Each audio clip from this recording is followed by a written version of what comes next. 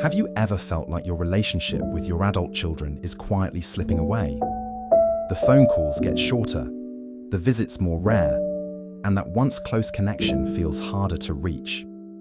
If that sounds familiar, you're not alone. Many aging parents experience this painful emotional distance. But what if the root cause isn't what you think? What if the real problem lies in the words you're using? Words that seem harmless, but are quietly pushing your children away. In this video, we're breaking down 5 toxic phrases that many parents unknowingly use. Phrases that can quietly damage or even break the bond with their adult children. These expressions might feel justified in the moment, but they often have the opposite effect of what you hope for. And the second phrase we'll talk about is especially damaging. So much so that it could make your child cut ties completely. Stick around, because by the end of this video, you'll know exactly which phrases to avoid, what to say instead, and how to repair or strengthen your relationship through more mindful communication. I'll also share real stories from families who turned things around, and how you can too. If you want to stop feeling dismissed or pushed aside, if you want to reconnect and have deeper, more meaningful conversations with your children, then this video is for you. Before we jump in, don't forget to subscribe and turn on the notification bell so you don't miss future videos like this. If this topic hits home, give it a like and share it with someone who might need to hear it. And if you're watching right now, leave a quick comment. Type 1 if you relate to the message, or 0 if not. It helps me understand what kind of content matters most to you. Alright, let's begin. Toxic phrase number 1. After everything I've done for you. This phrase usually comes from a place of deep hurt. You've made sacrifices, big ones, to raise your children, support them, and help them succeed. So when they seem distant, it's easy to feel unappreciated and say something like, "After everything I've done for you." But even though this might feel like a cry for recognition, it often comes across as emotional manipulation. According to family therapists, including Dr. Rebecca Martinez from Northwestern University, this phrase can quietly destroy trust. It turns the parent-child bond into a transactional relationship, as if love and care were debts that need to be repaid. This dynamic creates resentment, not gratitude. Take Gregory, for example, a 76-year-old father from Phoenix. He had always been devoted to his son, sacrificing for years to ensure a better life for him. But as the years passed, Gregory felt his son drifting away. One night over dinner, in a moment of frustration, he said, "After everything I've done for you, the least you could do is call me once a week." Instead of reconnecting, the moment blew up. His son exploded with years of pent-up frustration, revealing how those guilt-laden comments had slowly pushed him away. With the help of a counselor, Gregory finally saw the unintended damage he had caused. He learned to replace guilt with honest, simple communication. "I miss hearing your voice. I'd love to catch up more often. Would Sundays work for you?" That one shift, from blame to vulnerability, made a world of difference. Parenting is an act of love, not a contract. Our children don't owe us for the care we gave them. When we approach them as independent adults, not people who are supposed to pay us back, we create space for a deeper, more respectful connection. So next time you feel that phrase coming up, pause. Ask yourself, what am I really feeling? And how can I express that without making them feel guilty? Toxic. Phrase number 2. Your spouse is turning you against me. Few things cause more damage than this statement. It's an accusation that hits hard and cuts deep, and it often backfires. When you say this to your adult child, you're not just criticizing their partner, you're questioning their judgment, their independence, and their ability to make their own choices. You're implying that they can't think for themselves. According to Dr. James Wilson of the Family Systems Institute, this kind of accusation puts your child in an impossible position, forcing them to choose between their spouse and their parent. It creates stress, conflict, and emotional distance. No one wins in that scenario. Even if you feel sidelined or replaced, blaming their partner will almost always make things worse. A healthier approach is to focus on your feelings without pointing fingers. "I miss spending time with you, and I'm feeling a bit left out lately. Can we find a way to reconnect?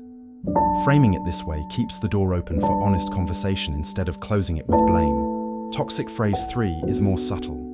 In my day, we did things differently. It might seem harmless, even nostalgic, but it often comes off as judgment, especially when your adult child is already overwhelmed with parenting, work, or life decisions. Dr. Sophia Chan, an expert in intergenerational communication, explains that this phrase tends to shut down dialogue. It creates a barrier, making parents seem critical instead of supportive. Timothy, a grandfather from Nashville, meant well. He wanted to help his daughter with her parenting, but every time he said things like, "In my day, we didn't need all these safety rules," or "children respected their elders," it felt like an attack. His daughter felt like her choices were under constant scrutiny. The shift came when Timothy started asking questions instead of making comparisons. "I'm curious, how do you decide what works best with the kids these days?" That curiosity opened a door.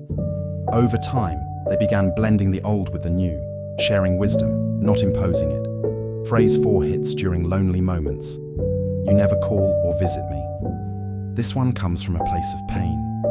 Feeling forgotten by those you love is deeply isolating, but saying never is not only often untrue, it also triggers defensiveness. It makes your children feel like nothing they do will ever be enough. Evelyn, a widow from Chicago, often told her daughter, "You never call me." But when a friend suggested she start tracking their interactions, she was shocked. Her daughter had been reaching out several times a week. The problem wasn't a lack of connection. It was the weight of Evelyn's loneliness distorting her perception. Through therapy, Evelyn learned to acknowledge what her daughter was doing instead of focusing on what she wasn't. "Thank you for our chat last Tuesday. It meant a lot," she began saying. That small shift invited more warmth, more connection, and it replaced guilt with gratitude. And then there's the fifth, the most emotionally loaded. "You'll regret it when I'm gone." Using your mortality as leverage might seem like a desperate way to get attention, but it creates fear, guilt, and trauma, not closeness. Dr. Elizabeth Parker, a leading gerontologist, warns that this phrase creates emotional pressure rather than genuine connection.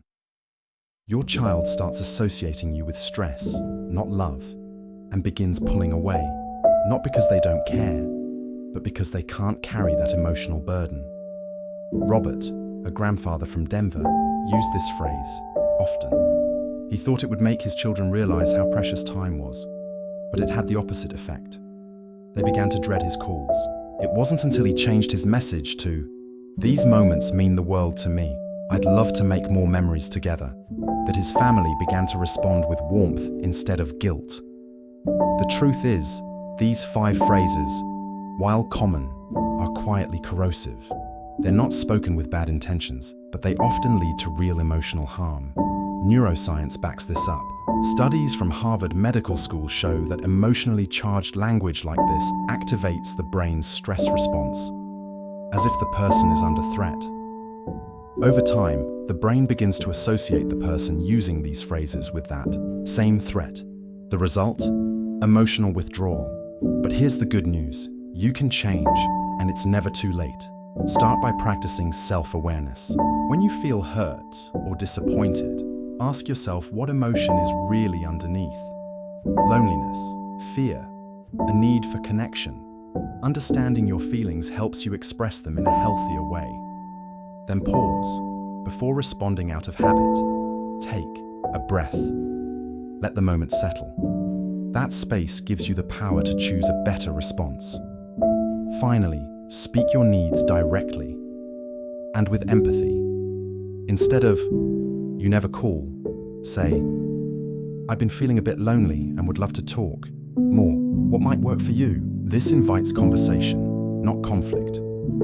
Take Patricia, for instance. She used to push her children away without knowing it. But when she changed her approach, everything shifted. Her kids noticed, and 6 months later, they were planning a family trip together, something she never imagined possible. So where do you go from here? Start small. Express appreciation regularly.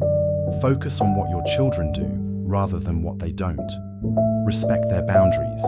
They have lives too. And honoring that makes your connection stronger. Make conversations enjoyable. Ask about their interests. Laugh together. Stay light sometimes.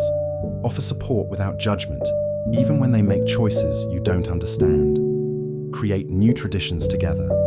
Be flexible and open to evolving family dynamics. Healthy relationships aren't built on guilt, fear, or obligation. They're built on respect, empathy, and love. You don't have to be perfect. You just have to be willing to try, to shift your words, your mindset, and your heart. The effort is worth it. Thank you for watching. I hope this video gave you something valuable to reflect on. Let me know in the comments what resonated most with you. And don't forget to like, share, and subscribe if this message spoke to you. It's never too late to change how you connect. Let's keep building stronger, more loving relationships, one honest conversation at a time.